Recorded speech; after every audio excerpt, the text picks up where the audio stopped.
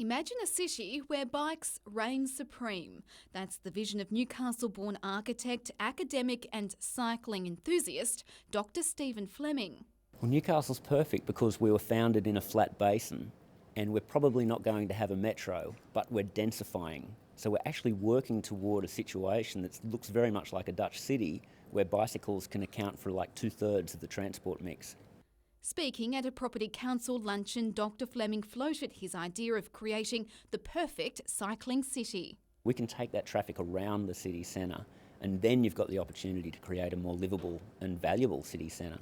He believes Newcastle should be looking to its European counterparts to become more bike-friendly. Creating a cycle-friendly city is much more than just the cycleways. It gets down to your building, your ground plane, how permeable the city is, and I guess making it safe for people to cycle as well. It's hoped by having more safe cycleways, people will choose to swap their cars for bikes. And riding has its perks. Not only is it greener and a good form of exercise, it's also a lot of fun. You'd be surprised how much you can actually do by bike once you get the cars out of the way. The distances end up being quite short. And with the city on the cusp of light rail, So now is absolutely the right time to, I guess, stop thinking about cycling purely as a leisure pursuit, start thinking about it as a real transport option. Amanda Douglas, NBN News.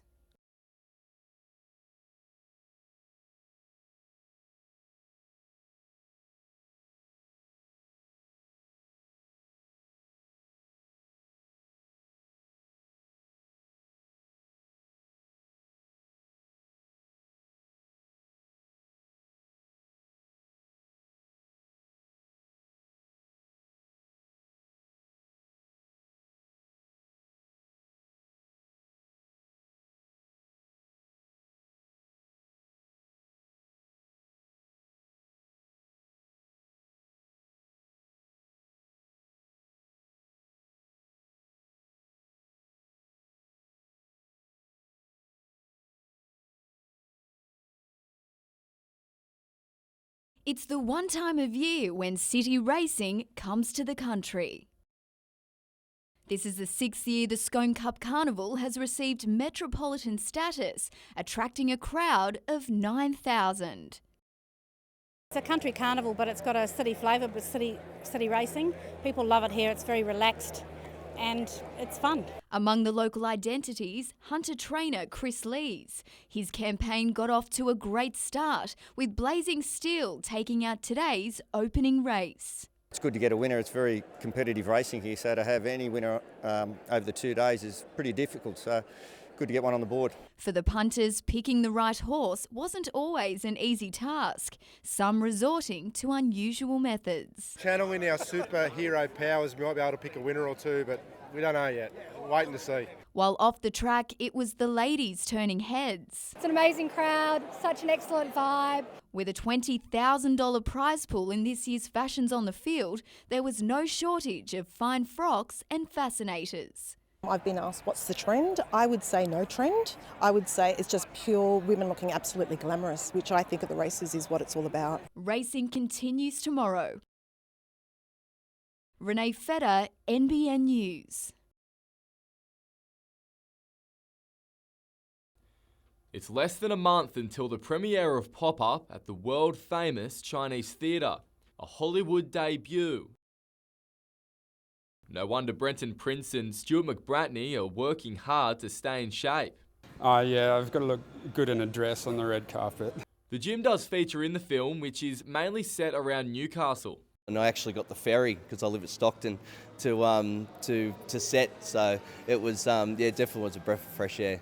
But also features scenes shot on the other side of the world, in Transylvania. When I wrote the character of Rada, who's the Romanian immigrant, I intentionally made her come from a country where I knew I had contacts. The film is dramatic, focusing on overcoming obstacles, but it's also filled with laughs. If he doesn't give us a 5-star review, I will write an angry Facebook post, I guess. Now, this was actually based on an experience I had. Instead of actually being violent, I just sort of channeled those emotions into the script. It's easy to see these two are hard-working, with Stuart hoping to use that determination to get to the top of Hollywood with more projects in the works. When I head over to Hollywood, I have a few meetings lined up, so Yeah, with a bit of luck, something will happen. But for now, these two are just enjoying the journey. Mate, it's happening. The flight's booked. That's what's happening. We're going to Hollywood. Samuel Jordan, NBN News.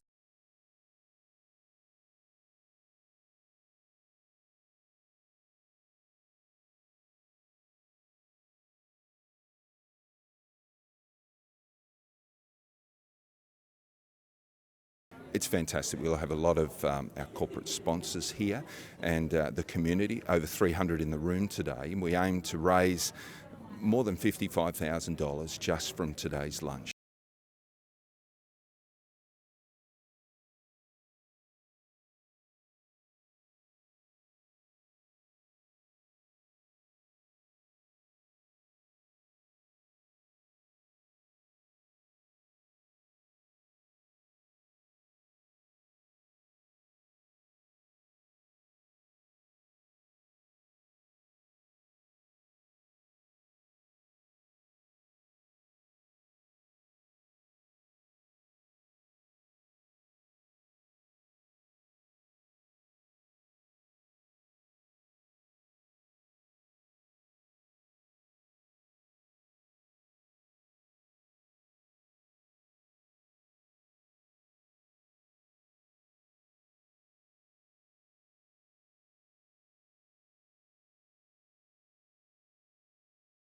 It was pretty tough out there. I played really solid though. Only hit a couple of bad shots, hold some key putts in the round to keep the momentum going.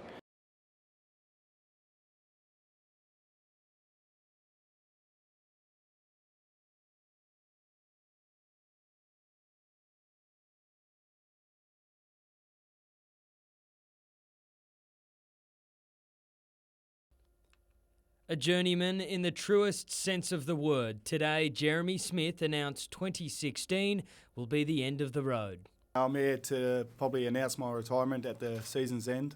After more than 200 games, the father of four making the decision to spend more time with his family. Probably, that's when you sort of tend to look back and go, well, I've missed so much now, I don't want to miss any more. After debuting at 24, Smith has just about achieved all there is. Premierships with the Storm and the Dragons. At 36, he's now one of the game's fiercest competitors. I never thought I'd play one game, let alone play 200. Obviously, grand finals, Four Nations, World Cups and that sort of stuff.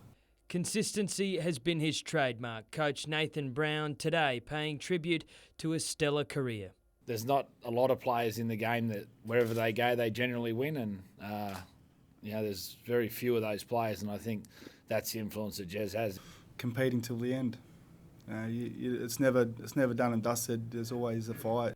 As for life beyond this season, he's not closing the door on the game completely. There'll be a niche that I'll have to scratch, so I'll have to be involved at some sort of capacity.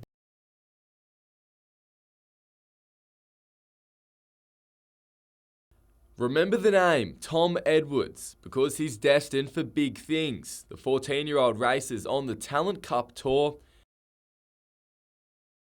the only Australian to do so. Held at circuits throughout Asia and the Middle East on Moto3 bikes, it's regarded as a development series and is run by the company behind MotoGP. Yeah, it's awesome. It's crazy how good it is. After gaining a place ahead of 160 other hopefuls in Malaysia last year, Edwards is making it count, lining up against riders up to 7 years older than him and holding his own. I'm running about 10th, but that's with a couple of crashes as well. Hopefully I can maintain my spot for next year in that and be like winning or podiuming next year. He's been racing dirt bikes since he was 6, but made the switch to the track a few years ago. Every race you get so much better just from battling with them and all that sort of stuff. Now he's hoping the ride takes him to the top. MotoGP, that's obviously the end goal? Yeah, for sure. Samuel Jordan, NBN News.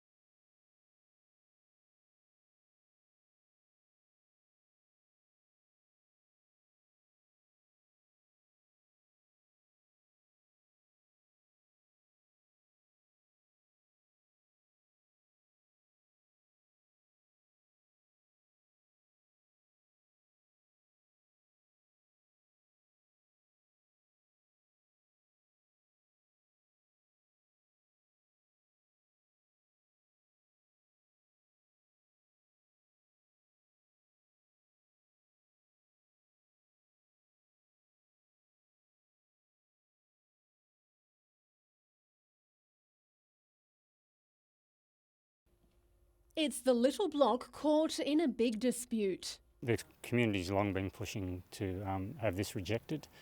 The leafy Lehman Street site, known as Glover's Lane Reserve, was thought to be public space for decades. It became what we believed was a public park until just a year or two ago when the council sold it off as an asset that they could make some cash out of.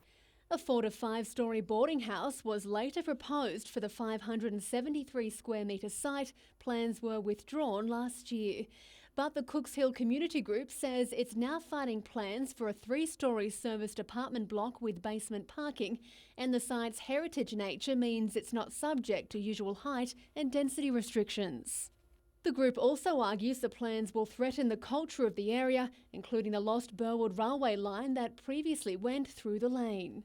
John Aiken has lived next door to the site for 18 years and says his house value will plummet. We had an estimate done and it's going to be a couple of $100,000 probably drop in value of the house. The group is calling on council to buy back the land and preserve it for public use.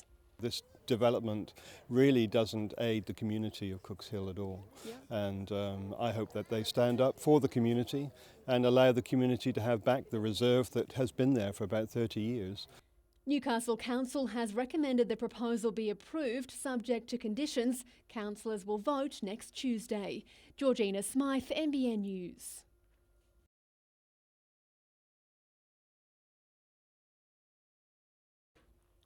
The local Landcare Group says it's looked after the Mambo Wetlands Reserve for 18 years and never expected to see this.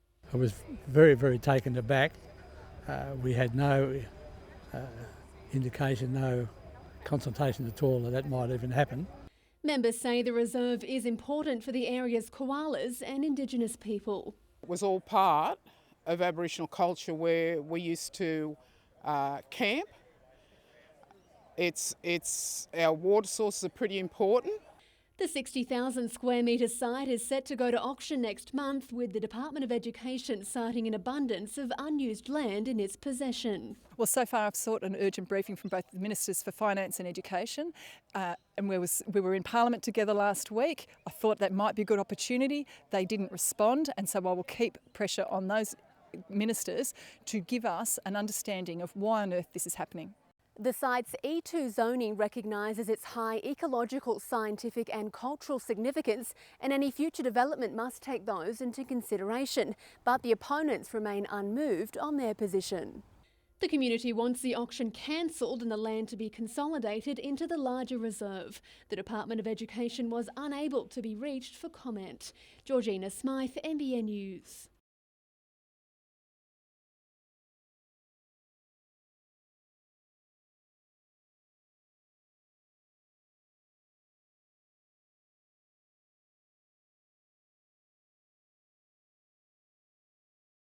And the most important thing I do is I sit in the church and anyone can come and chat. And I have listened to some extraordinary stories of pain and hurt and sorrow from the past.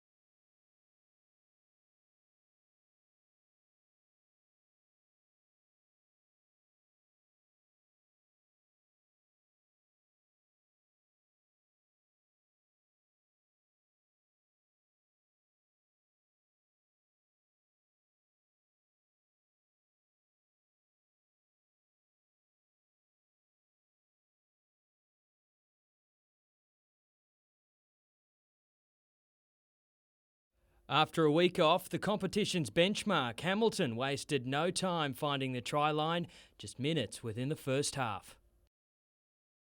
Despite a huge uni scrum, Sorelli Bainivalu's blistering pace getting the Hawks out of trouble. Things then opened up to the right before Hamilton powered over for their second. The next 20 minutes, an arm wrestle, Uni breaking the deadlock, muscling its way over just before half-time. Hamilton hit back straight away in the second half, streaking away to extend its lead. Nice hands through the back line, and the Hawks swooped in for another. Seconds later, they were over again. The Hawks' free-flowing style on show at Burnie Curran Oval, streaking past a tired Uni outfit and putting the game out of reach. And in a fitting end, substitute Paddy Kilmurray passing it off to seal a 35-point win for the boys in blue and yellow. Hamilton remaining undefeated, sitting firmly at the top of the NHRU ladder.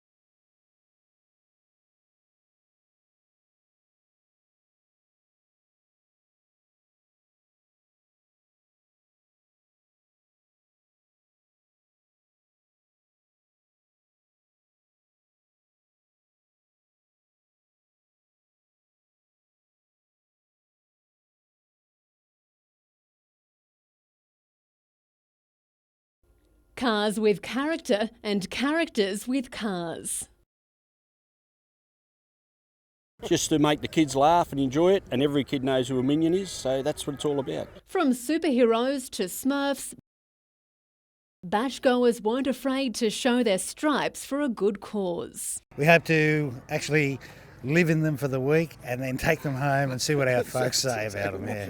According to organisers, this year there's more cars and more volunteers than ever. It's a great spirit. You know, people have been working for 12 months to get their money together, get their cars ready. So everyone's very excited about the start day today. None more so than the Price family who resurrected this old HR Holden wagon. It's great to be here today. Good atmosphere, lots of people around and raising money for some kids. And the fundraising target has been set high this year. So we're hoping to raise about $600,000 from this year's event. All that money will be staying in the Hunter Valley, Newcastle, Hunter region and going towards kids in need, special physical and intellectual needs, and also children from very disadvantaged backgrounds. The official departure led by a bunch of clowns. Lead the bash today because we won the Spirit of the Bash last year. These bashgoers know how to make an exit. The crowd left to eat dust as they headed off for a road trip to remember.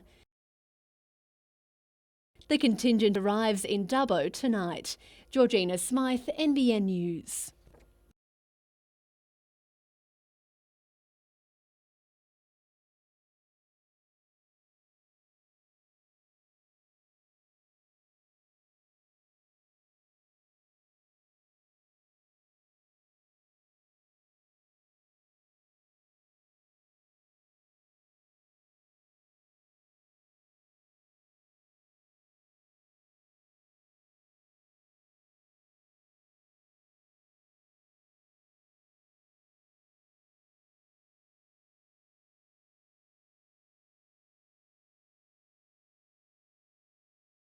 From dashhounds to poodles, beagles to pugs.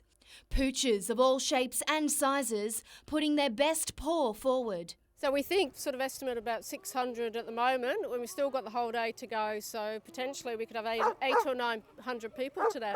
Man's best friend, enjoying a day out, dressed in their Sunday best for an all-important cause. Well, Booker loves being out with all the other dogs and just for a good cause to help raise some money for the RSPCA. Fun for everybody, I think. Fun with an underlying and really important cause. The guest of honour, 1-year-old Lucky, the pup who captured our hearts last year, surviving a case of animal cruelty in Kurri Kurri. The more money we can get for this event, the more we can sustain and run our services throughout the year. Close to $10,000 was raised for the charity today. With the Hunter Shelter still overwhelmed with pups, the RSPCA has halved the cost of their dogs, hoping their four-legged friends will find a happy home. We've got a number of our adoption dogs here today. We couldn't bring them all, unfortunately. If people are thinking about buying a dog at the moment, then please do contact the RSPCA. Samantha Long, NBN News.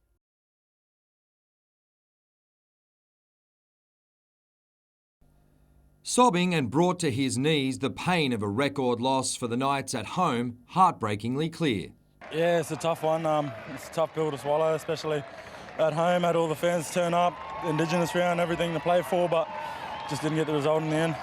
With Trent Hodkinson ruled out, Newcastle lost Nathan Ross to a hamstring injury in the warm-up, but the young under-strength Knights had an early chance.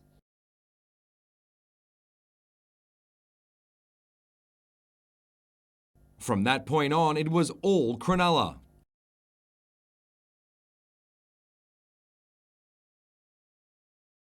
Making his debut, 18-year-old Jack Cogger tried to show his worth, but Cronulla attacked the Knights' left side with plenty of success. Ben Barber and Holmes were running riot, the winger grabbing a third try inside 26 minutes. Having enjoyed success on the right, the Sharks' left edge got in on the act. The second half was only 6 minutes old when Barber and Holmes were at it again.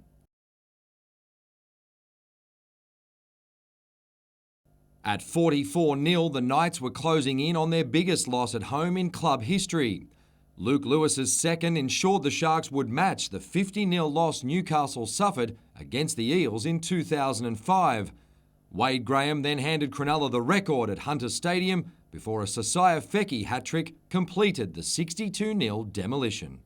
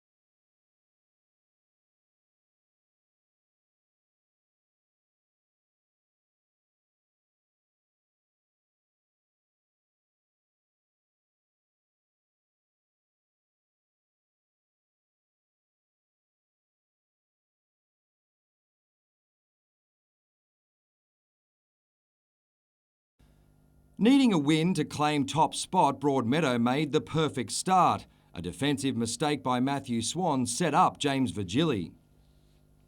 Hamilton began to create some decent chances, but Nicholas Hartnett was standing firm in the magic goal, denying Daniel Bird. Michael Finlayson went on the attack for Broadmeadow, but Danny Ireland had him covered. At the other end, Kane Goodchild's shot was cleared by Luke Virgili, but substitute Simon Mooney was there to tap it in. The visitors looked to re-establish their lead, but Cale Bradbury was denied twice. Olympic would take the advantage into the break as Bird finally found the target. Broadmeadow had one more attack before half-time, but Ireland was on hand again. In the second half, Reece Cooper went close to adding Hamilton's third, while scrambling defence denied Goodchild. The home side was again denied, but this time by the referee. Cooper was fouled by Hartnett and his shot went in, but the man in the middle called it back and booked the keeper. Fortunately for Hamilton, Leo Bertos stepped up to ensure all 3 points stayed at Darling Street.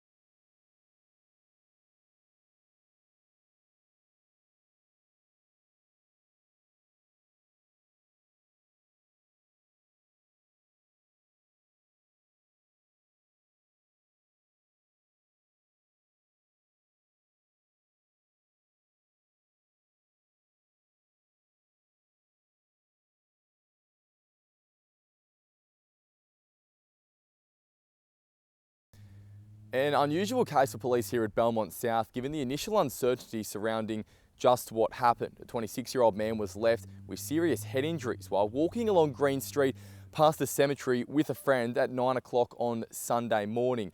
He was left bleeding profusely. Bloodstains can still be seen here on the road and was taken to John Hunter Hospital in a serious condition, but has since improved. Now, detectives this afternoon spoke with his friend, and there is a chance he may have simply collapsed. Look, his friend told us that they'd been at a nearby house during the Saturday evening and they'd left about half an hour prior to this incident.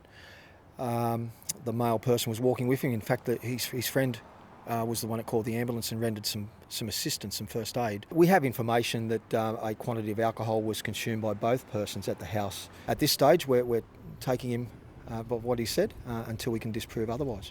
Officers have door-knocked the suburb, but no one saw what happened. With the injured man now in a stable condition, detectives will speak with him once he's well enough in an effort to close this case.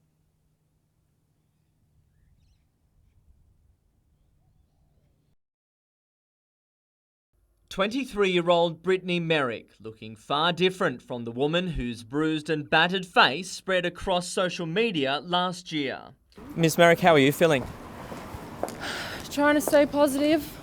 At the hearing of her alleged attacker, Sean Rudder, barrister Peter Harper argued it was she that attacked him and he hit her in self-defence. The court was shown CCTV from inside Finnegan's nightclub only moments earlier, appearing to show Merrick attacking Rudder, the defence arguing from the moment she saw the accused she set out to finish what she started inside the club, and that was to attack him. Giving evidence, victim Brittany Norris, who came under heavy questioning over her recollection of the alleged incident. During cross-examination, defence barrister Peter Harper questioned Norris about a text message she allegedly sent Rudder moments before the alleged assault.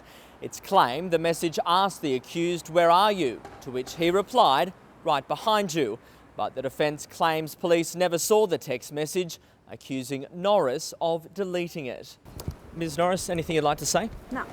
The case returns to court next week. Tyson Cottrell, NBN News.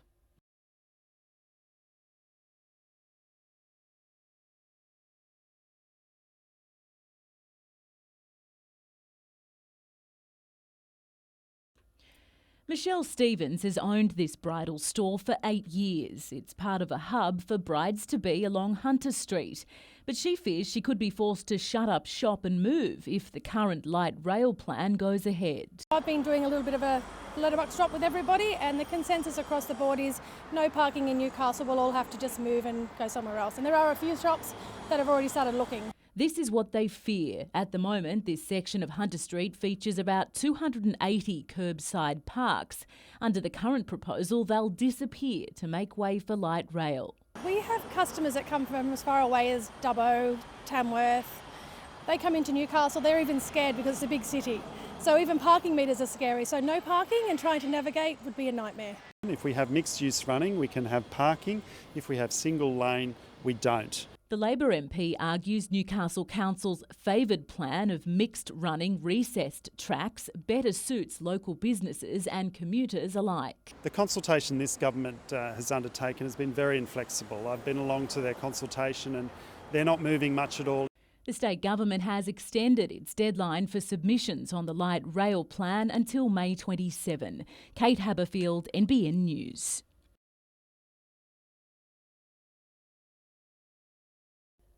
They were known as the double sunrise flights, top secret cargo and VIP runs from Perth to Ceylon, now Sri Lanka, a distance of some 5,500 kilometres. We were aware that we were doing something that had never been done before, and it was very exciting. Rex Sr. is the last remaining pilot from that time, and he laments the lack of recognition for the long-haul missions, which took place over 2 years from 1943. There were no awards given to any of the crews by the government. In the new film, Return of the Catalina, a group of retired pilots and engineers sets out to honour the Catalina crews by restoring an old flying boat. The crews were never recognised or rewarded, and we're passionate about bringing this home and have the aircraft painted up in the same colours as a permanent memorial to these heroes. Nothing can possibly go wrong. Plenty does, the drama only adding to the aviators' determination. It's getting worse. Just fixing what was broken before. There's no way in the world that we're going to let the old aeroplane beat us. Eventually, they get the grand old warbird off the ground and fly from Spain to Longreach, a mission in itself. It was a great bout of experience what it was like to be a pilot during World War II and the hardships that they would have gone through flying these planes for up to 32 hours. It was an awfully long time. Reading Cinemas will host special screenings of Return of the Catalina at Charlestown and Maitland on Wednesday. The glory days. Newcastle Courthouse, imposing in its magnificence. A Victorian Italianate masterpiece, its first case heard in 1892. 124 years and 2 add-ons later, this grand old lady, albeit looking a little worse for wear, has more than a few stories to tell. This is the court that those of us that have been around a long time appeared in more often than anything else. Trial after trial heard amongst the grandeur of this courtroom. One of the most famous, of course, is the Milton Orkopolis trial. He's on trial for allegedly having sex or committing indecent acts on young boys and supplying heroin and cannabis to them. Helen Wilson was heard to say to the jury during the trial, lawmaker, lawbreaker. For a century's worth of criminals and accused, this was a familiar walk. Worn carpet, chipped paint, these are the steep stairs to the dock, the stairs leading to the fate of these men and women. And this is where they're held before and after. The underbelly of the courthouse, unchanged since 1890. This is how it always was. Here's another one of those doors with the hidey hole, peephole, and again with the slide bolts, so no one was ever getting out of there. A bit further along down the cavernous tunnels, We've got 3 interview rooms. The prisoner sits on one side of the perspex, we sit on this side. We had to actually yell for each other to be heard, and every word that was spoken in these 3 interview rooms could be heard in that courtroom far more clearly than what they could in these rooms. In that court, magistrates would hear up to an extraordinary 300 matters a day. Very fortunate to have that mix of magistrates. They work very hard, despite what turned out to be eventually appalling conditions. The most modern of the courtrooms, the Supreme Court, filled with telltale 60s architecture. It was here one of the region's most shocking crimes was heard. Notorious matter of Lee. Matthew Webster was sentenced to 14 years in prison for raping and murdering Stockton schoolgirl Lee in 1989. As you've seen, a lot of the action happened outside the courtroom, here on a relatively quiet street at the top of town. One of the more famous incidents happened here outside the main entrance, with a police prosecutor tackling a shirtless offender who managed to escape from the dock. Members of the media also often became unwilling participants in the story, and sometimes the victims. Get out. Hands off the camera.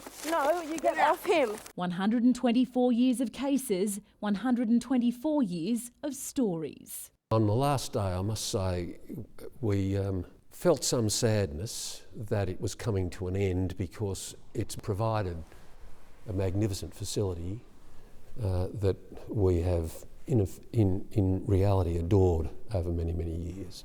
It's now up to the new ultra-modern $90 million courthouse to carry the justice torch. Kate Haberfield, NBN News. It's a perspective never seen before, an intricate close-up view of a butterfly's wing thanks to a new kind of microscope. This is the first atom microscope of its kind that has been able to image samples, and, more importantly, it now has been shown that it gives us some information on the chemistry of the surface. The world's first helium microscope is being labelled a scientific game changer. We're able to actually see differences in the image depending upon what the material is made of. So not just the structure, not just what it looks like, but actually what's in it. And that is very exciting.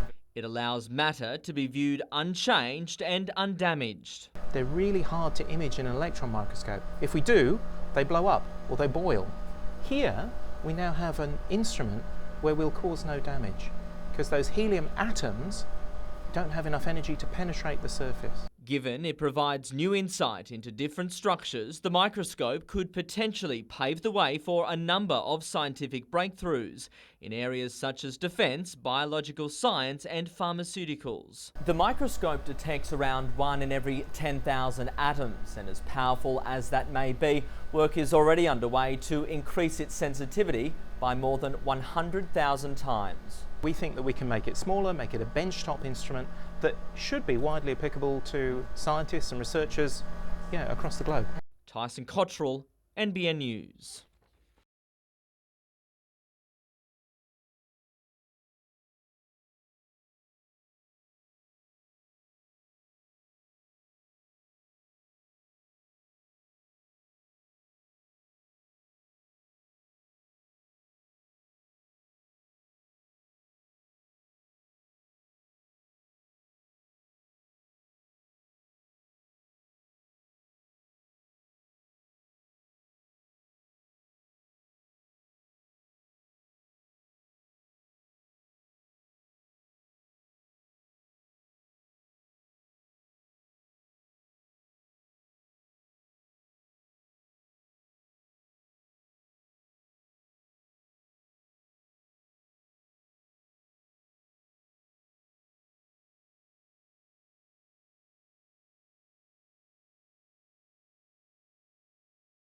More than 16,000 Newcastle supporters turned out yesterday to see the club's worst ever loss at home. Today, the CEO sent a letter to fans saying their support during the tough season has been outstanding and that their continued backing of the young and emerging team in 2016 will be vitally important. No one took the defeat harder than Dane Gagai. Following the game, Queensland legend Petro Civoniceva took to social media to to tell the fans the fullback's nan had passed away on Sunday.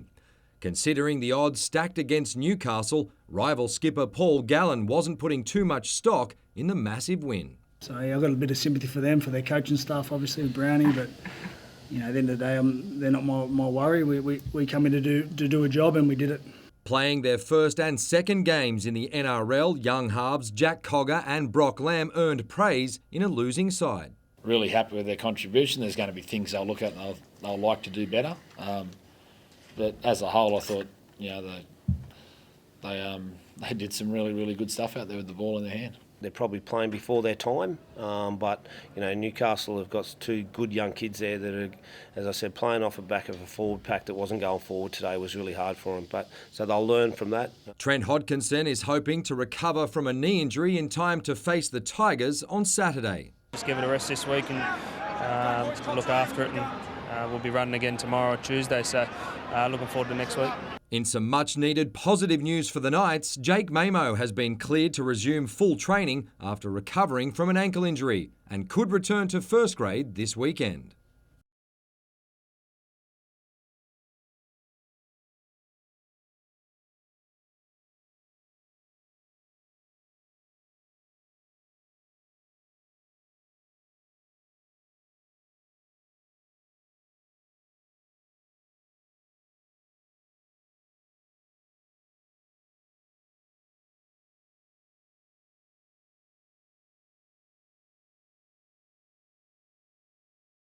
Excited to go home.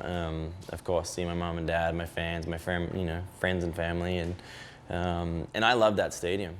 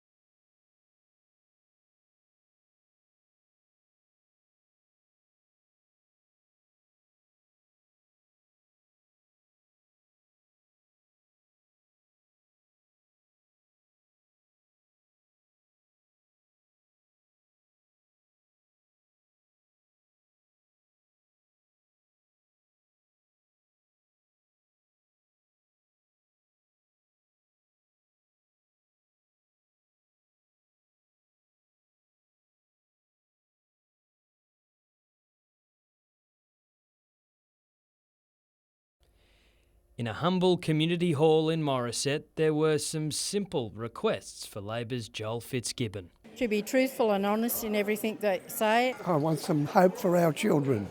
That's all I ask. Meeting with a senior citizens group, Mr Fitzgibbon talking pensions and the recent electoral boundary changes. Mr Fitzgibbon's old seat of Hunter has been essentially redrawn. Its northern boundary has been reduced and now includes West Lake Macquarie, which previously fell under the former seat of Charlton. Well, it is new territory and I'm getting to know it much better every day. I'm out meeting new groups and listening to their needs. The people that are rich and have all the money and they get away without paying hardly any tax, I'd like to see them come down on them. NBN News understands that a deal between the Nationals and the Liberals has only been struck within the past week and will see the Nationals contest the seat. Pre-selection nominations open this morning, with a candidate expected to be announced by next Tuesday. I'm not at all concerned about who's running or who's not running. I'm just concentrating on my own race. Mike Lorrigan, NBN News.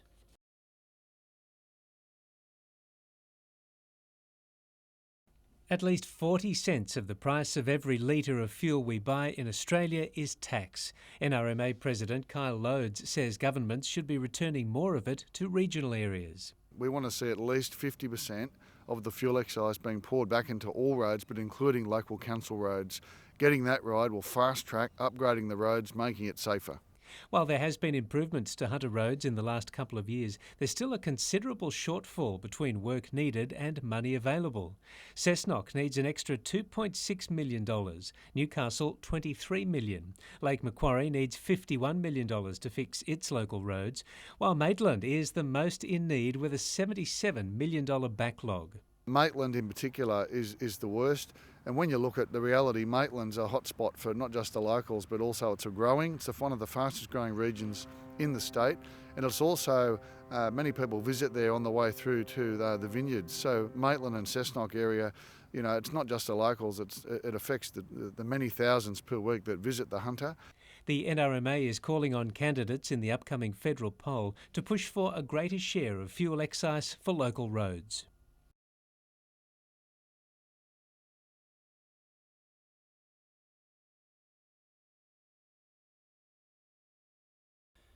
They're the three hoops Lake Macquarie ratepayers are refusing to jump through. I think it's horrible, to be honest. Waste of money, to be honest. There's so much more that you could be using the money for. Yeah, I'm a bit on the fence over it, but yeah, it looks like collapsing bangles. Yeah, they could have at least got something like nice and people agreed on. Fun to look at, not a just big ugly waste of money. If the community's been interested in the Lake Macquarie Transport Interchange, they've been able to see it as well. The sculpture at the future site of the Glendale Transport Interchange is believed to have cost around $500,000. Council today wouldn't confirm that figure, but says it was funded through the $25.8 million joint government pool for stage 1 of the project. Opened on Friday, it unwrapped outrage on Council's Facebook page. Ratepayers furious with the design and the estimated cost. The barrage of comments squarely placing blame on the councillors. We like planning for tomorrow, not yesterday. And part of the way that we like planning for things is to make sure that people are proud of where they live. And sculpture and public art is certainly a good way of showing people's pride in where they live. While it has divided opinion, there is no arguing that it certainly is an eye-catching structure, one that Mayor Jody Harrison believes will come to be appreciated over time. People will, I firmly believe, come to love it. Council no doubt hoping that's sooner rather than later. Samuel Jordan, NBN News.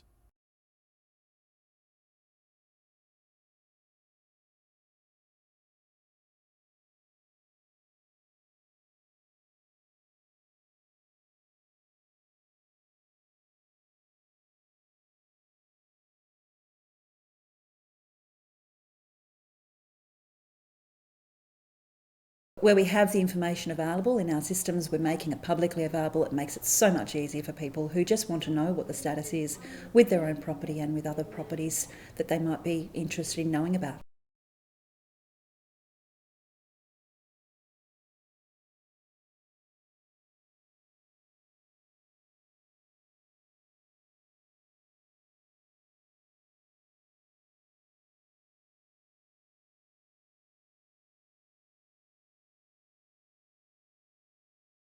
They're the young players from the little town with the biggest of dreams. But when it comes to rugby league, you'll be hard-pressed to find anyone as passionate as 8-year-old Charlotte Baker.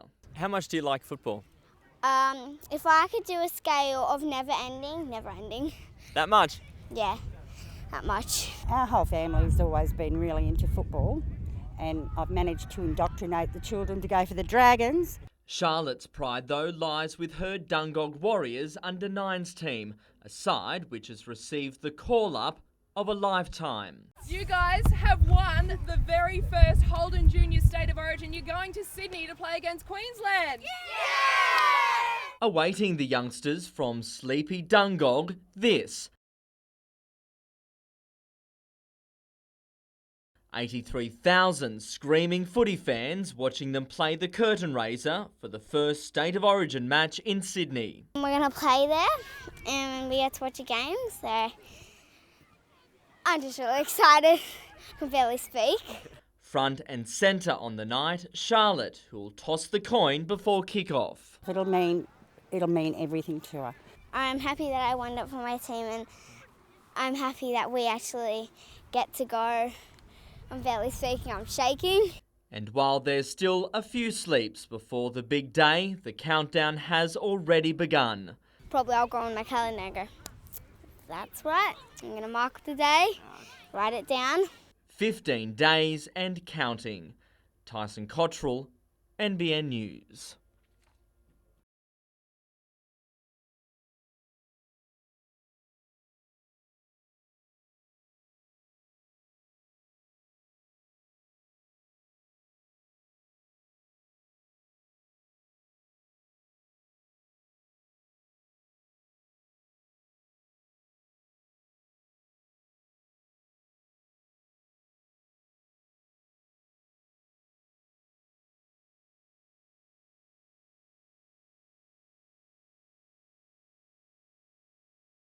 Trent Hodkinson has struggled with knee injuries for large parts of his career.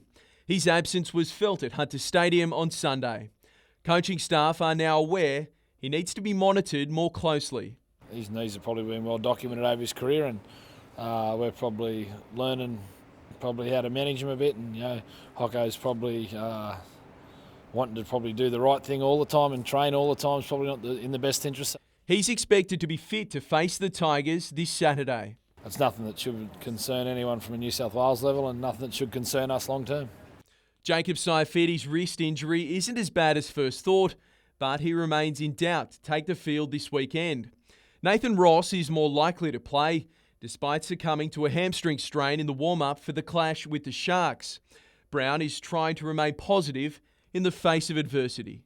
Whilst we maintain some sort of positive attitude after games and in media, with the media and the public, but behind closed doors, different things get said. But what happens behind the closed doors is probably best left there. Jack Cogger admits his debut came earlier than expected. Despite the result, he believes he's better for the cause. It was a steep learning curve. It was 62-0, so there was, there's a lot in there that I'm going to take away from that and hopefully become a better player from it. You always know it's going to be faster, more physical, nowhere to hide out there, like everyone always says, and that's what it was. Paddy Kilmurray, NBN News.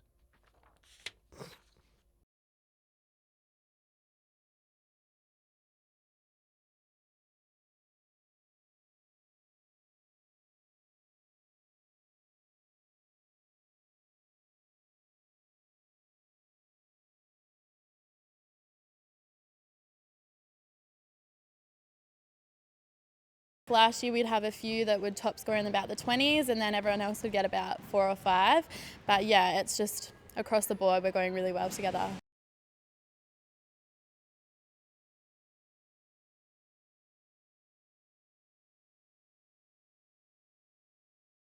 I did have the opportunity to train last year with the Flames, but I just didn't feel I was up to it.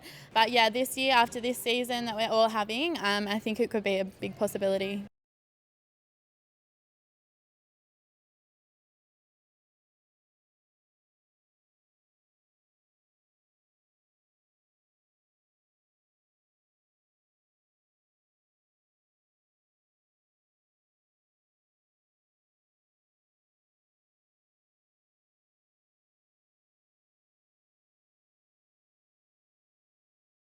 Not only have we now got 2 racing surfaces, we've also managed to re-camber the tracks, so both tracks are positive camber. And the other great advantage of this development is that every drop of rain that falls from the outside rail in is captured by our dam.